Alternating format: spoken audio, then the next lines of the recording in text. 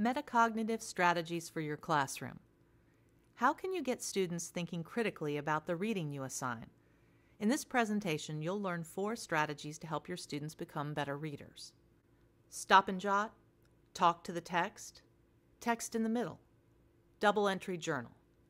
These strategies emphasize slow, close reading of text, helping students dive deep into basic meaning while also analyzing, evaluating, and synthesizing these texts.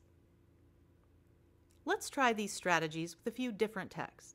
Every strategy is applicable to your subject area, so be thinking of how a text from your course could replace the sample we use here. Let's begin with stop and jot. The stop and jot strategy focuses student thinking with a specific question while reading a short passage. The strategy helps students process parts of a longer piece. After reading each chunk, students complete a quick write in answer to the focusing question. Imagine you have a challenging text, such as a few lines of Shakespeare. Ask students to read a few lines and then stop and jot their answer to this question. As you read this first paragraph of the prologue of Romeo and Juliet, think about this question. What is happening in fair Verona? Now, stop and jot your answer. Now you try it. Pause the presentation so you can stop and jot. What is happening in fair Verona?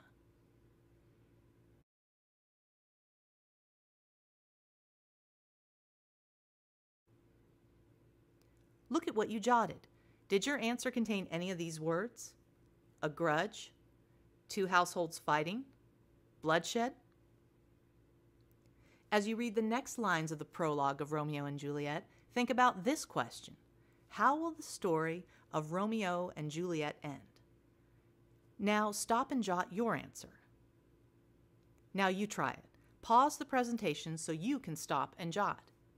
How will the story of Romeo and Juliet end?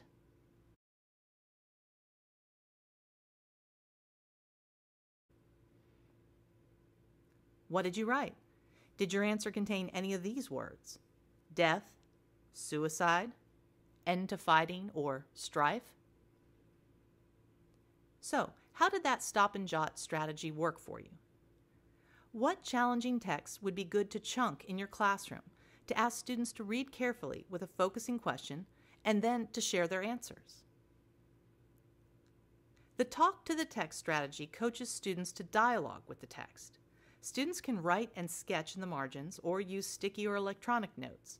Students work on comprehension and integrating the text ideas with their own thinking. The talk to the text strategy encourages many types of student annotation. One type is summary comments, and the other type is questions. Through these 2 approaches, students develop a stronger understanding of the ideas discussed in the text and how they are organized. Let's start with summary comments. When summarizing, students can paraphrase, sketch images, map the concepts, sketch cycles, flowcharts, or feedback loops, build a timeline, outline main and subordinate ideas. Let's try it ourselves. Imagine you've given your students a 1996 speech by Nora Slatkin, a CIA intelligence officer. You're going to ask your students to summarize her speech by paraphrasing or outlining each paragraph in under 20 words or fewer, while also annotating the text. Stop the presentation and try this yourself. How would you paraphrase or outline this paragraph in 20 words or fewer? Perhaps you made a list with these keywords. Women in the CIA, introduction, controversial topic. Give a balanced view of women in intelligence. Students may find a variety of synonyms and listing methods to capture the key ideas in 20 words or fewer. They may or may not know how to abbreviate words, replace words, or reorder words, which are 3 sub-skills of paraphrasing. They may not know how to create a hierarchy with outlining. You can teach them such skills if students do not have them. Try the same strategy with the next 2 paragraphs. How would you paraphrase or outline these? Pause the presentation and walk in the shoes of your students.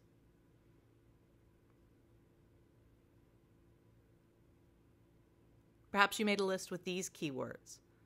CIA women are not equal to James Bond.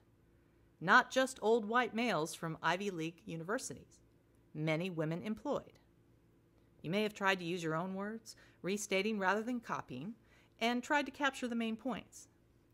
You can explain to your students how paraphrasing is not copying and how summary involves finding the best words to capture the core meaning of a larger excerpt. These are key skills for any subject area. The talking to the text strategy also encourages many types of student questions, allowing students to engage analytically with the text. They can ask comprehension questions, predictive questions, challenge questions, argument questions, cause and effect questions, and connection questions. Stop the presentation now and pose one of these types of questions about Nora Slatkin's speech. What questions did you want to pose? Here are some of ours. Comprehension question. What was happening in 1996 that inspired her speech? Predictive question. Are things better now for women in the CIA than they were then? Challenge question. How white was the CIA? Will she prove that the CIA is also racially diverse? Argument question.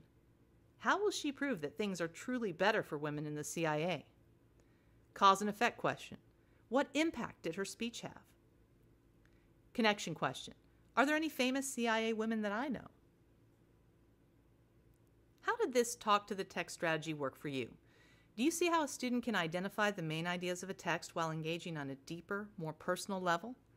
This will allow a student not only greater comprehension and improved recall, but also deeper understanding at higher levels of Bloom's taxonomy. These next two strategies take the approaches of summary comments and analytical questions and apply them to different formats: text in the middle and the double-entry journal.